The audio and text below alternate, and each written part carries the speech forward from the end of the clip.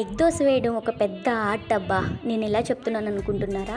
బయట ఎప్పుడైనా టిఫిన్ చేసేటప్పుడు ఎగ్ దోశ కన్ఫర్మ్గా మా హస్బెండ్ ప్రిఫర్ చేస్తూ ఉంటారు. నేను కూడా ఒకసారి ట్రై చేశాను, నాకు కూడా చాలా ఫేవరెట్ అయిపోయింది. ఇంకా పెట్టుకుంటుంటేనే నోట్లో చాలా కరిగిపోతుంది, టేస్ట్ కూడా అలానే ఉంది. సరే ఇంట్లో ట్రై చేద్దాంలే అని చెప్పేసి ఇక్కడికి చాలాసార్లే ట్రై చేశాను, కానీ ఈరోజు ఇంకొంచెం స్పెషల్గా చేద్దామని చెప్పేసి అయితే స్టార్ట్ చేశాను.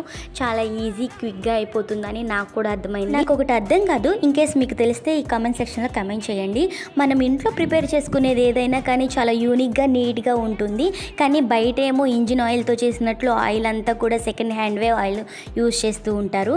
కానీ మనం ప్రిపేర్ చేసేవి మాత్రం చాలా హెల్తీగా ఉంటాయి.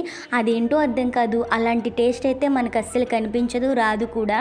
తిన్నప్పుడు కూడా అలా బయట తింటే చాలా బాగుంది, మనం ఇంట్లో ట్రై చేస్తే బాగాలేదు అనిపిస్తూ ఉంటుంది కదా. నాకు కూడా అప్పుడప్పుడు అలానే అనిపిస్తుంది. మీకు కూడా అలానే అనిపిస్తే కమెంట్ సెక్షన్లో కమెంట్ చేయండి. సో ఎగ్ దోశ అయితే ఇలా వేసిస్తున్నాను. సండే బాగుంది టేస్ట్ విషయానికి వస్తే.